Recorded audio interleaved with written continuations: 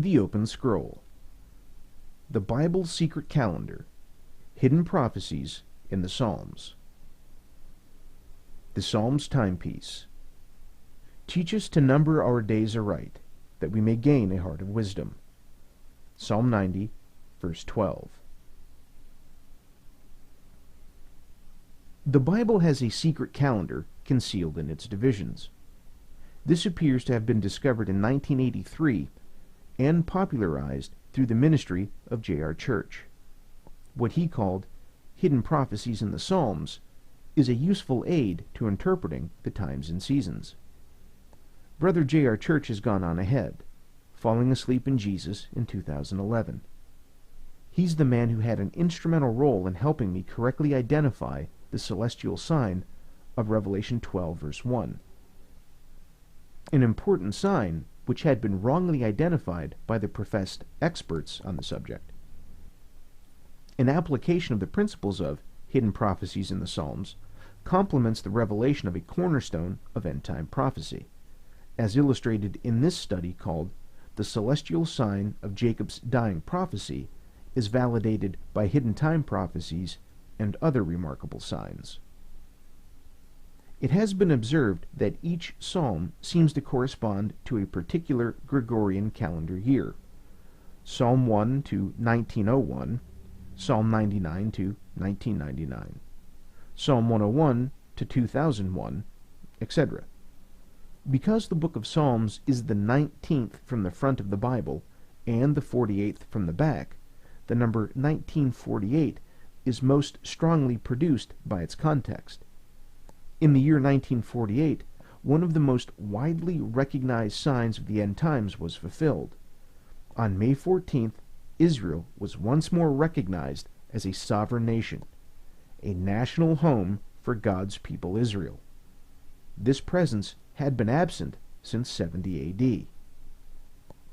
This national return to the land was long ago prophesied by Ezekiel.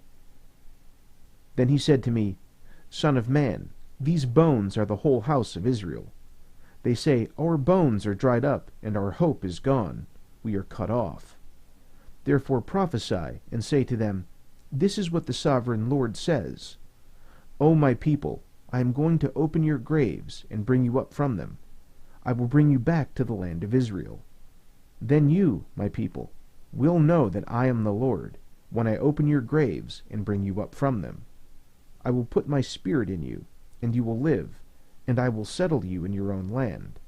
Then you will know that I, the Lord, have spoken, and I have done it, declares the Lord. Ezekiel 37, verses 11 through 14. This very focal event in history is described in Psalm 48. A song, a psalm of the sons of Korah. Great is the Lord, and most worthy of praise, in the city of our God, his holy mountain. It is beautiful in its loftiness, the joy of the whole earth. Like the utmost heights of Zaphon is Mount Zion, the city of the great king. God is in her citadels. He has shown himself to be her fortress. When the kings joined forces, when they advanced together, they saw her and were astounded. They fled in terror. Trembling seized them there, pain like that of a woman in labor. You destroyed them like the ships of Tarshish, shattered by an east wind. As we have heard, so we have seen in the city of the Lord Almighty, in the city of our God. God makes her secure forever. Selah. Within your temple, O God, we meditate on your unfailing love. Like your name, O God, your praise reaches to the ends of the earth. Your right hand is filled with righteousness. Mount Zion rejoices. The villages of Judah are glad because of your judgments. Walk about Zion, go around her, count her towers, consider well her ramparts, view her citadels, that you may tell of them to the next generation. For this God is our God forever and ever. He will be our guide even to the end. Psalms 48. The fig tree had to be replanted in the land, and so it was, right on schedule. Another important prophecy concerning Israel that was fulfilled in recent years was prophesied in Matthew 24. Now learn this lesson from the fig tree. As soon as its twigs get tender and its leaves come out, you know that summer is near. Even so, when you see all these things, you know that it is near, right at the door. I tell you the truth, this generation will certainly not pass away until all these things have happened. Matthew 24, verses 32 through 34. The fig tree replanted in the land had its leaves come out in 1967. In what is known as the Six-Day War, from June 5th through the 10th, 1967, Israel, against all odds, took possession of the Sinai Peninsula and the Gaza Strip from Egypt, the West Bank and the eastern sector of Jerusalem, including even the Temple Mount for a brief season from Jordan, and the Golan Heights from Syria. These areas were almost immediately repopulated by Jewish settlers. The celebration is reflected in the following psalm, which had been written as a priestly blessing of thanksgiving in the context of a miraculous triumph over the Assyrians in the time of Hezekiah's reign over Israel. God be gracious to us and bless us, and cause his face to shine upon us. Selah. That your way may be known on the earth, your salvation among all nations. Let the peoples praise you, O God. Let all the peoples praise you. Let the nations be glad and sing for joy. For you will judge the peoples with uprightness, and guide the nations on the earth. Selah. Let the peoples praise you, O God. Let all the peoples praise you. The earth has yielded its produce. God, our God, blesses us. God blesses us, that all the ends of the earth may fear him. Psalm 67. Is it too incredible that the Creator of all things might do such a thing as conceal a calendar in the structure of his testimony? Is it too hard to believe that Yahweh has overseen the divisions of the Scriptures? Open my eyes, that I may see wonderful things in your law.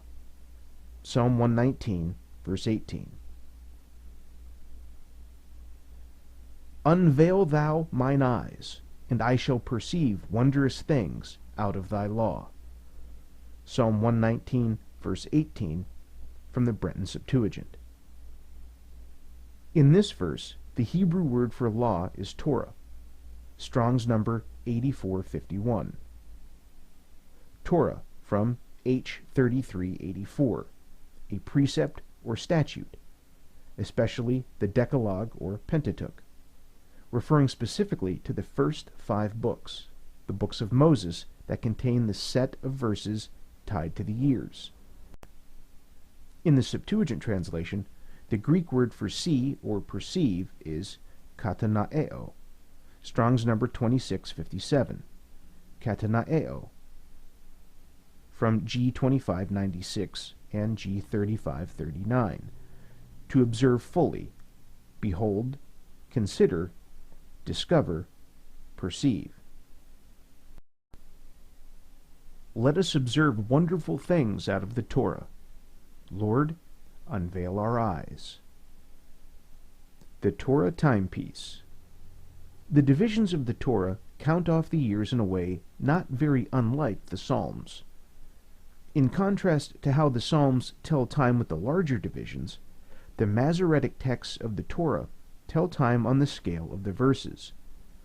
The verses correspond to the years on the Jewish calendar, not the Western Gregorian calendar. I'd like to acknowledge J.R. Church again for introducing me to this concept of dating by the Torah verses. May of 1948, when Israel was resurrected as a nation, was, in the Jewish accounting of years, 5708. The Masoretic verse numbered 5708 is Deuteronomy 30, verse 5.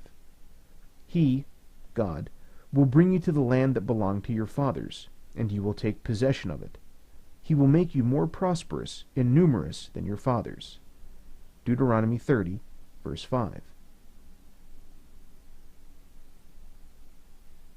Think about this for a while. Compare it to the historical record and to Psalm 48. The bringing back into the land is called Aliyah. This was happening since Petah Tikva in Judea and Rosh Pinna in Galilee. The first Jewish settlements in modern-day Palestine were settled in 1878. It is the glory of God to conceal a matter, but the glory of kings is to search out a matter. Proverbs 25, verse 2. In conclusion, a small number of examples have been presented for an introduction and to acquaint you with the principles. This can be very inspiring as our recent history can be viewed through these lenses. If it works in the past, and it works at present, it's a reasonable assumption that it will continue until some future expiration date. Over the years, I've spent many hours poring over the secret calendar in the Psalms and in the Torah, searching for familiar patterns. Although I wouldn't say that the time I spent doing that was wasted, I must admit that the Lord didn't reward my efforts with the opening of fresh insight. I have found the application of the principles to be of some utility, however, as I noted at the outset. After all these years, it is a joy to myself and Aaron Herman to know these things and to read through Psalm 115 with our hope in sight. If that doesn't mean much to you, you may want to dig more deeply into when cometh that thief in the night. The heavens are the heavens of the Lord, but the earth he has given to the sons of men. The dead do not praise the Lord, nor do any who go down into silence. But as for us, we will bless the Lord, from this time forth and forever. Praise the Lord. Psalm 115, verses 16 through 18. Praise the Lord. This concludes our presentation of the Bible Secret Calendar, Hidden Prophecies in the Psalms. Thank you for listening.